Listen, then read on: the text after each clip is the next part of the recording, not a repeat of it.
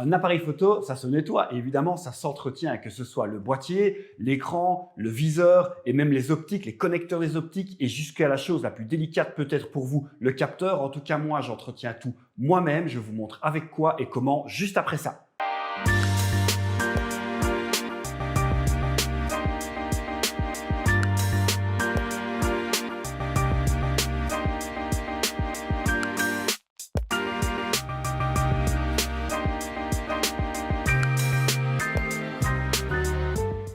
Bonjour à tous, je suis ravi de vous retrouver. Je m'appelle Karim, je suis photographe de portrait équipé en Fujifilm et j'expose mon travail sur Instagram sur le compte EKS Création. Vous pouvez trouver le lien juste ici en dessous de la vidéo. Merci également de soutenir cette chaîne. Vous êtes de plus en plus nombreux à me suivre. Merci beaucoup encore une fois. N'hésitez pas à mettre des commentaires, des pouces vers le haut sur mes vidéos et surtout de me suivre et d'activer la petite cloche. Il y a encore plein de nouveaux contenus sur Fujifilm, la photo, les techniques de retouche et également le portrait en général et puis plein d'échanges d'expériences, je l'espère. Donc, n'hésitez pas à me suivre et à activer la petite cloche. Cette vidéo, elle a été tournée en période de confinement dû au coronavirus. J'espère d'ailleurs que chez vous, ça va, que vous le vivez bien. Si vous êtes photographe, dites-moi d'ailleurs en commentaire ce que vous faites pour occuper vos journées. Moi, en tout cas, pour occuper mes journées, je vais faire des retouches photos et je vais d'ailleurs faire des vidéos sur la retouche photo et ma façon de travailler mes portraits, mes RAW, etc. Il y a beaucoup de gens qui me le demandaient et donc je vais faire ces vidéos, ça va revenir dans les prochains jours. Restez bien connectés. Donc évidemment, je fais de l'édition de photos,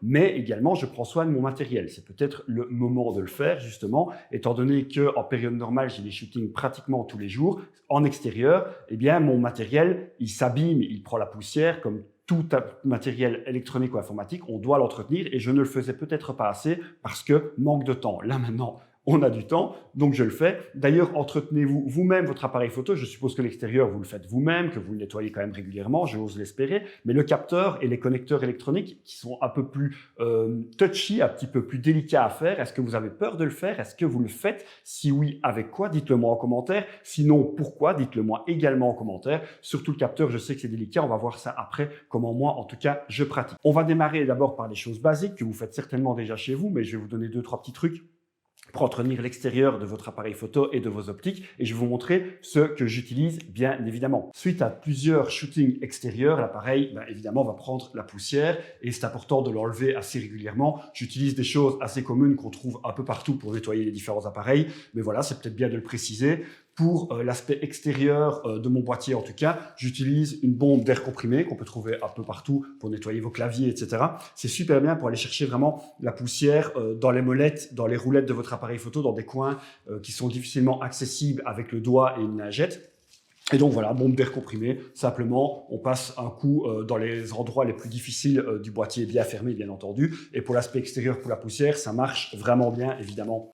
Et pour peaufiner le tout, je passe, il n'y a pas de secret, avec un produit de nettoyage. Ça marche avec les produits de lunettes ou les produits pour écran, ça fonctionne pas mal. Et une petite lingette de microfibre qui permet également de nettoyer bien l'écran, le viseur, en tout cas le milieu du viseur, et puis votre optique à l'avant et à l'arrière. Donc ça fonctionne super bien. On y va délicatement, bien entendu, mais voilà, c'est pour l'aspect extérieur. Donc quand on est passé avec la bombe d'air comprimé dans les petites roulettes, etc., et puis qu'on a fait tout l'aspect général avec ceci, on a déjà un appareil qui est plus propre en tout cas et qui a déjà une meilleure tête. Maintenant, évidemment, il n'y a pas que ça qu'il faut nettoyer sur un appareil photo, ce serait trop simple. Et pour le reste, j'ai un petit kit, je vais vous le montrer tout de suite. Voilà, alors ce petit kit-là, qui se présente dans une petite boîte en carton pour le transport, on peut le prendre dans son sac photo, c'est sympa. Je l'ai trouvé sur Amazon à un prix... Comment est-ce que je l'ai payé encore ça? Attendez. Hop. Comment... Putain, je commande trop de trucs sur Amazon, il va vraiment falloir que je me calme. Donc, en gros, ça coûte 12,99 €. Je vous mettrai le lien en bas de la vidéo. Donc, c'est vraiment pas cher. Pour tout ce qu'il y a dedans, vous allez le voir. Et chaque petit produit a son utilité. Donc, on va le parcourir ensemble, n'est-ce pas? Première chose, on a un petit pinceau. Donc, ça complète un petit peu la façon d'enlever la poussière avec l'air comprimé, je vous le rappelle, et la lingette. On se peut aussi passer le petit pinceau dans des coins un petit peu plus délicats. C'est bien sur l'optique, par exemple, à l'avant de l'optique et au niveau des bagues de mise au point, par exemple, et de zoom. Là, on peut encore passer un dernier coup pour enlever ce qui reste de poussière. Donc, ce petit pinceau qui ressemble à un pinceau de maquillage, en fait, c'est vraiment utile aussi dans le milieu de la photo. On a un magnifique petit marqueur.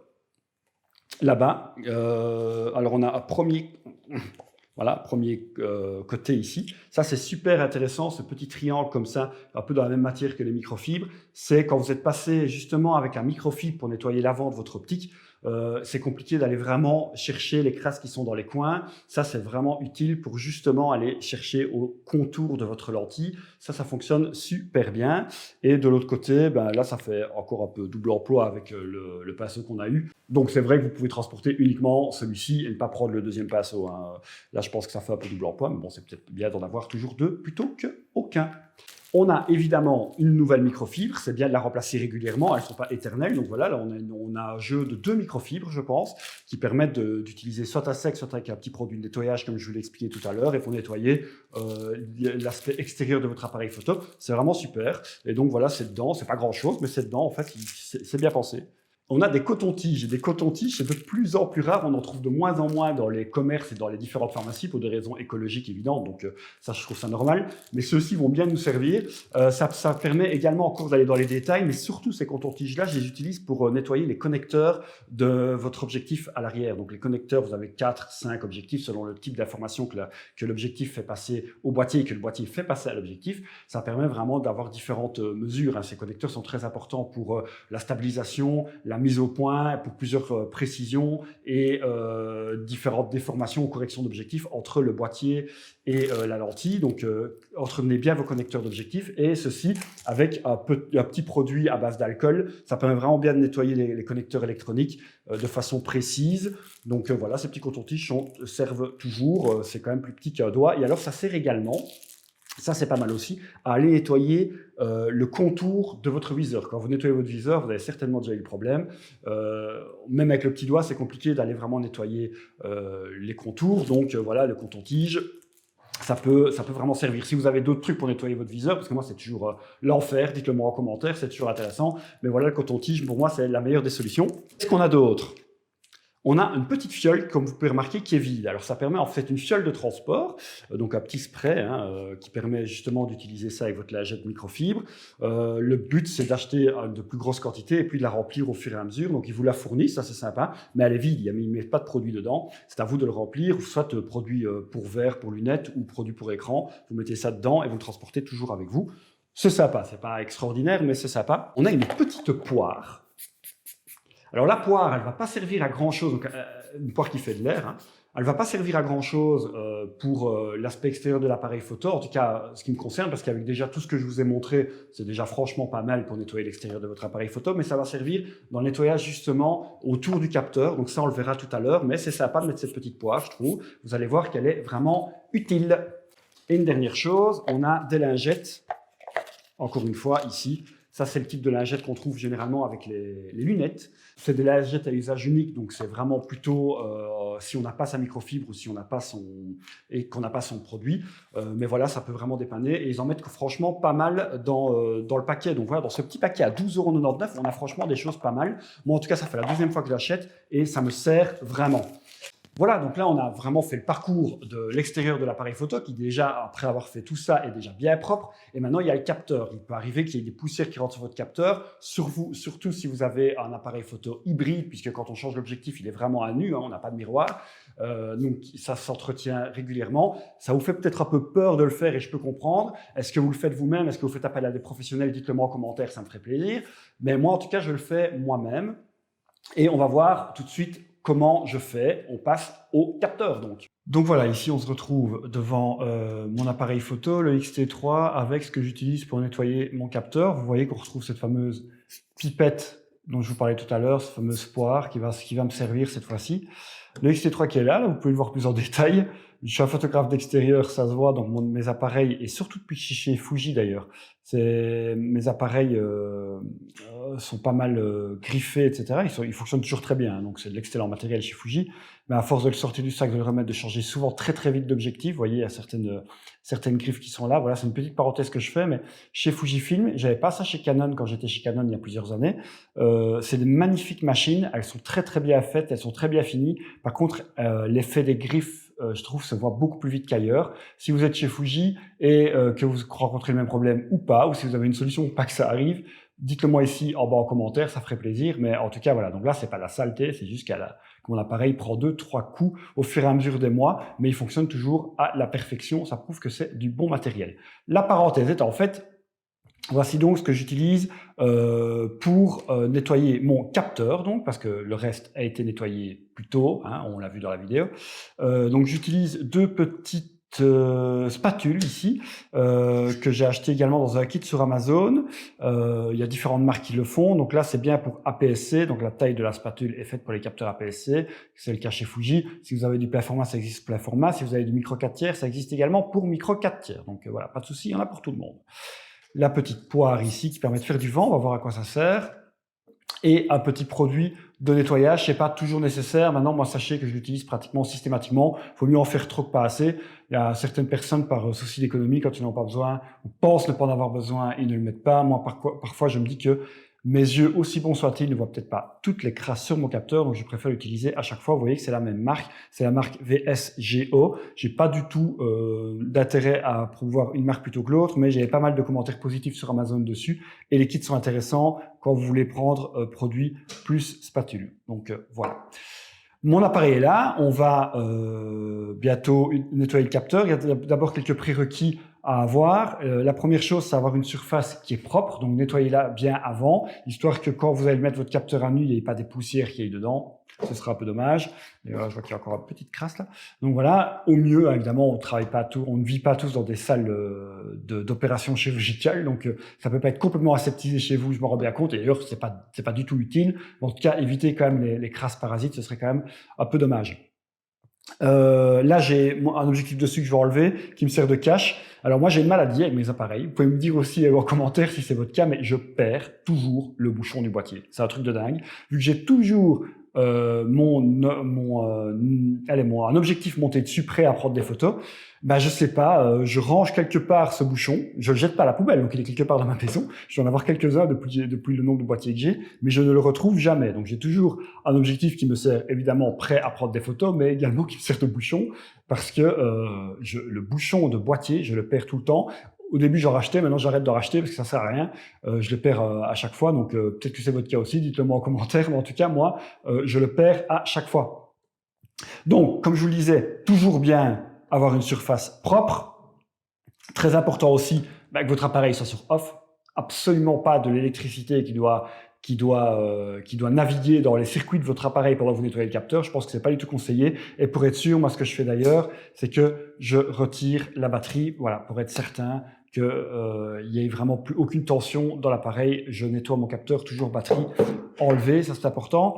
Deuxième chose aussi, j'ai pas peur de nettoyer mon capteur parce que j'ai toujours eu avant des réflexes. Et puis maintenant, j'ai travaillé avec la gamme Fuji, qui sont des gammes non stabilisées au niveau du boîtier.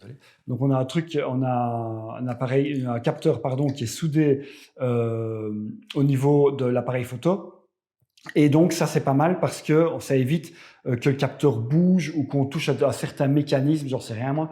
Je suis pas ingénieur photo, mais en tout cas c'est vrai que sur les appareils dont les capteurs sont stabilisés, eh bien ils sont sur un mécanisme soit magnétique, soit mécanique, mais en tout cas le capteur bouge et ça va être un peu plus délicat de le nettoyer. D'ailleurs, quand je vais avoir le XT4, ce sera son cas et là je ne sais pas si je nettoierai encore mon capteur moi-même. Je sais que certains le font, ou je tenterai peut-être de façon très délicate la première fois. Mais voilà, d'ailleurs, je vous invite à aller voir la vidéo qui va s'afficher là, ici, au-dessus, de mes 4 attentes sur le XT4. Et bientôt, d'ailleurs, abonnez-vous à la chaîne, bientôt va arriver le test du XT4, dès que j'aurai eu le temps d'utiliser, déjà de l'avoir, et puis de l'utiliser assez longtemps pour vous donner un test sérieux et en tout cas un retour d'utilisation de cet appareil. Donc voilà, donc là, le capteur est bien soudé dedans, ce qui permet vraiment de pouvoir nettoyer sans pratiquement aucun risque.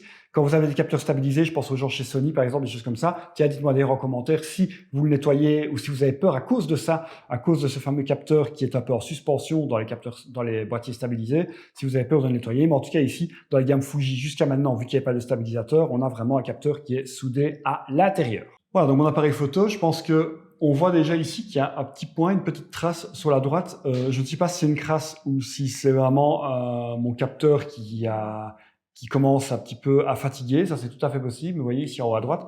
Par contre, là en bas ici, on a aussi une petite crasse. Enfin, bref, le capteur a besoin d'être nettoyé, mais c'est normal, je le fais assez régulièrement. Et donc voilà mon capteur à nu. Là, il risque pas grand-chose. Il n'y a pas de poussière qui vient dessus, il n'y a plus d'électricité, etc. Je peux vraiment préparer mon matériel de façon sereine. Pourquoi est-ce que j'ai pris 2 petites spatules? Vous allez voir pourquoi. Donc d'abord, la première chose, c'est que j'utilise la poire, ici. Donc toujours bien mettre l'appareil vers le bas.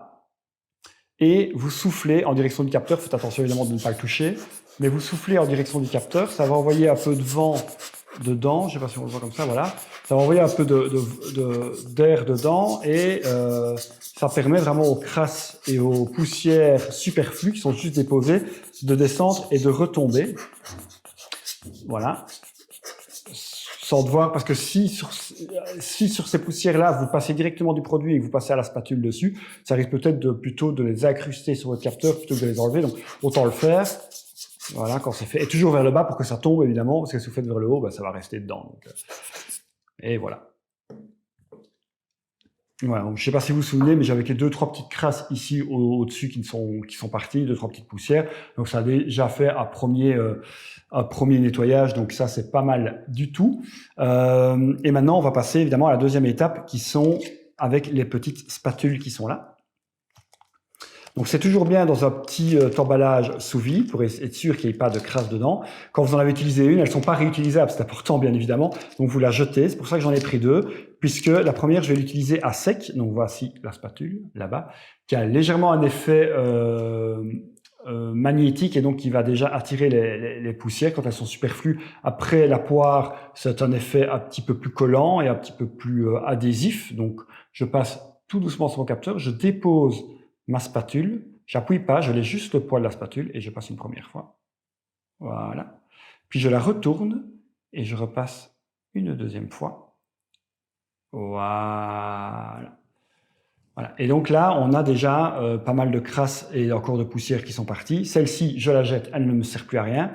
Et puis, je passe généralement avec une deuxième, juste là.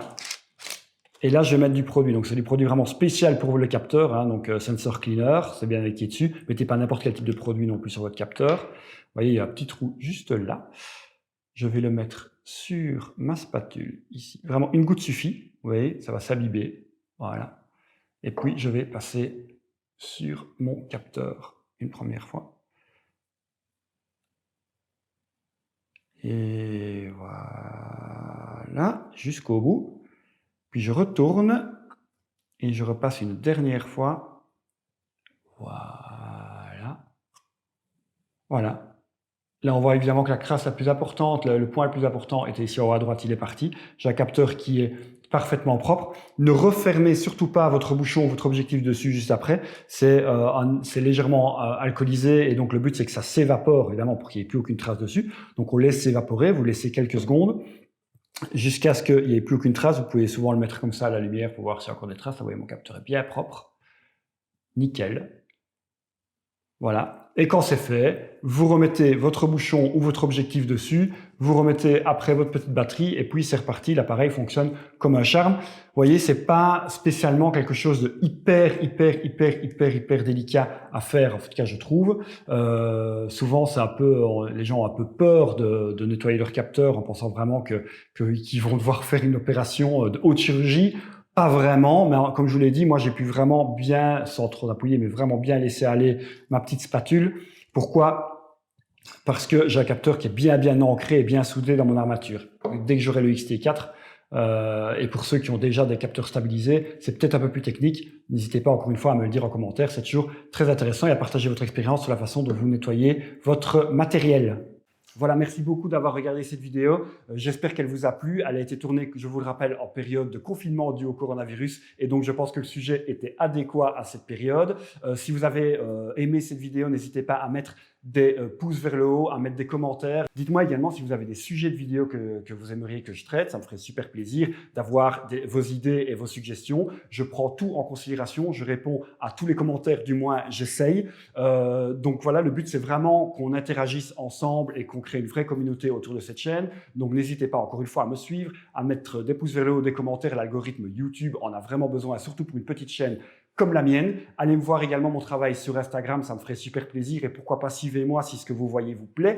Là aussi, je réponds à tous les messages et tous les commentaires, donc ça me ferait super plaisir. J'espère qu'on se retrouvera très vite pour une prochaine vidéo. Il y en a plusieurs qui vont suivre, comme je vous l'ai dit en introduction, puisque j'ai le temps maintenant ici à l'intérieur dans les prochains jours. Merci beaucoup et donc à très vite. Salut!